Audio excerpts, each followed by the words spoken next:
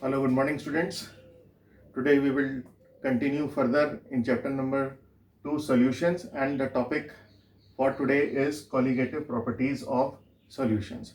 Colligative properties is a very important topic because a number of numericals on this topic are asked in the board exam. Board exam के लिए बहुत important topic है क्योंकि इसके सारे टॉपिकों पे किसी ना किसी तरीके का कोई सवाल न्यूमेरिकल एग्जाम में हमसे पूछा जा सकता है। तो सबसे पहले हम बात करेंगे कॉलीगेटिव प्रॉपर्टीज। कॉलीगेटिव प्रॉपर्टीज क्या है? Colligative properties are the properties of dilute solution. किसकी प्रॉपर्टीज हैं? खासियत क्या है? Dilute solution. डाइल्यूट सॉल्यूशन कौन होते हैं? डाइल्यूट सॉल्यूशन वो होते हैं जिसमें सॉल्वेंट की क्वांटिटी ज्यादा होती है और सॉल्यूट की क्वांटिटी कम होती है। यानी जिसमें अगर मेरे पास कोई ऐसी सॉल्यूशन है तो उसमें अगर मैं पानी को और ज़्यादा मिला दूं तो वो क्या हो जाएगा? डाइल्यूट हो जाएगा। लेबोरेटरी में हम डाइल्यूट एसिड्स देखते हैं, डाइल्यूट HCl, डाइल्यूट H2SO4, तो उसमें क्या होता है?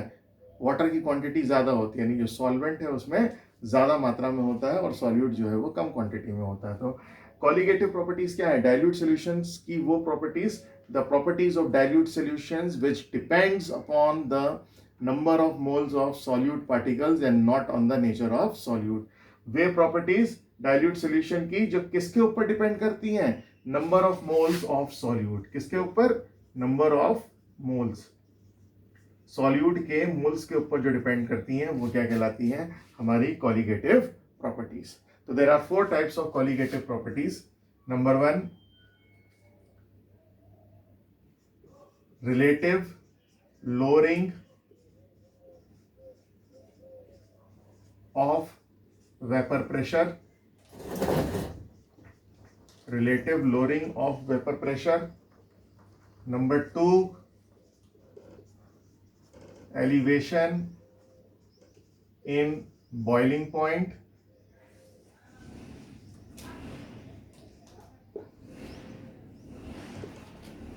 Number 3, depression in freezing point.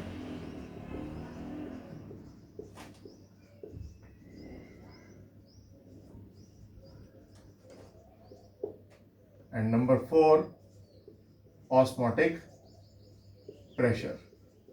There are 4 types of colligative properties and numericals based on them which we have to study.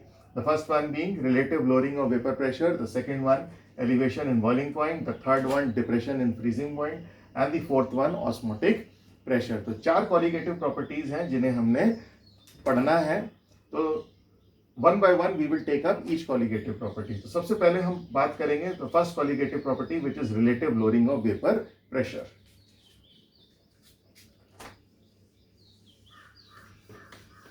इस कॉलीगेटिव प्रॉपर्टी के बारे में आपको राउल्ट लॉ के अंदर बहुत बातें बताई गई हैं। आपको राउल्ट लॉ बताया गया था फॉर नॉन वोलेटाइल सॉल्यूट। तो यहां पर जो भी सॉल्यूट है वो कैसा रहेगा? Non volatile solute. तो relative lowering of vapour pressure क्या है? The addition of non volatile solute. जब हम किसी सॉल्वेंट में नॉन वोलेटाइल सॉल्यूट ऐड करते हैं, the addition of non volatile solute decreases the vapor pressure of solution. किसी सॉल्वेंट में अगर हम नॉन वोलेटाइल सॉल्यूट ऐड करते हैं तो वो सॉल्यूशन का वेपर प्रेशर डिक्रीज करता है। इसको बोलते हैं relative lowering of vapour pressure. हमारे पास there are 2 components A and B. A है हमारा सॉल्वेंट।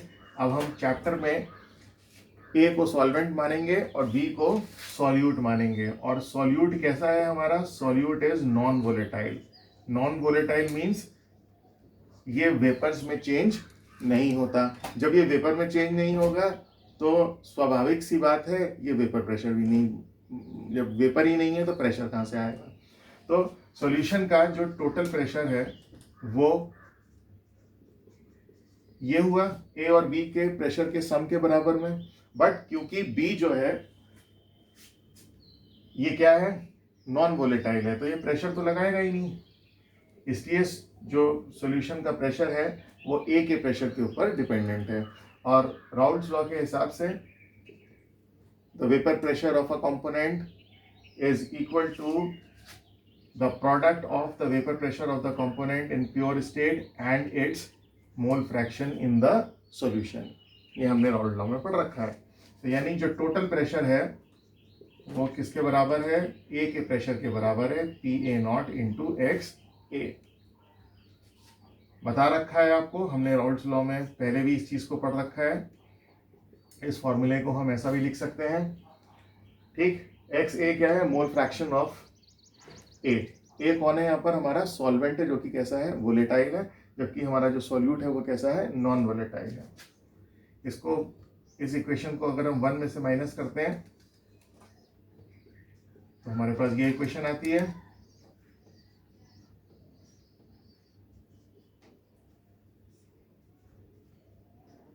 वन माइनस एक्स ए किसके बराबर है?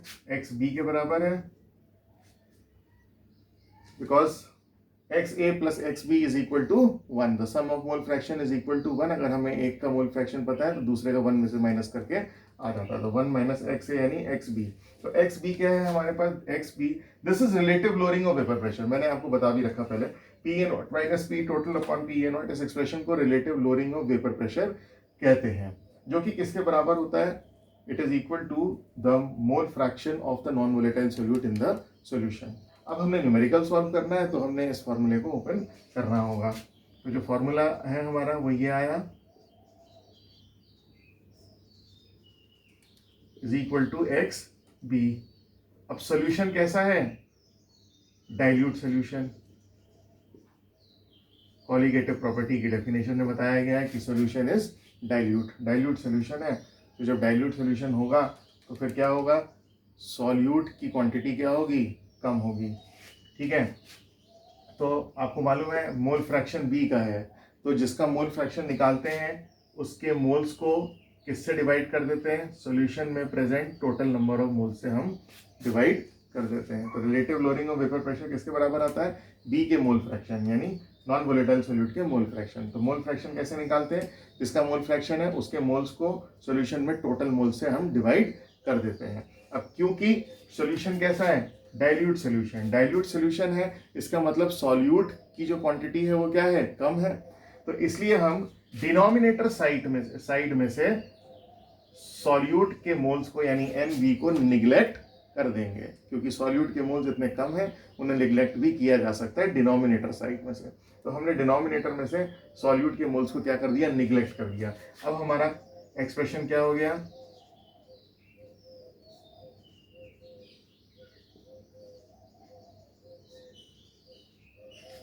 अब एन बी और एन ए, ये क्या है? Number of moles of B and number of moles of A.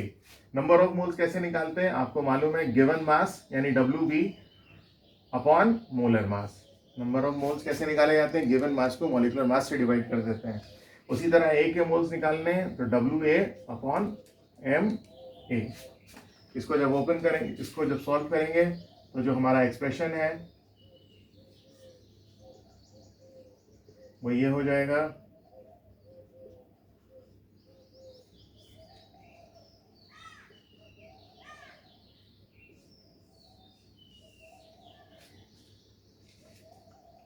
W B into M B into W A. W B weight of solute in grams. B हमने क्या माना है? Solute को B माना है और सॉल्वेंट को ए माना है. W B weight of solute in grams. M A, M जो है मोलर मास है किसका? ए का. M B it is the molar mass of B यानी सॉल्यूट का मोलर मास. और W A mass of solvent in grams. इस फॉर्मूले के ऊपर हमसे शॉर्ट न्यूमेरिकल भी एग्जाम में पूछा जाता है. तो this is the first colligative property, which is relative lowering of vapor pressure, and this is the formula which will be used for solving numericals based on this topic. I hope it is clear to you.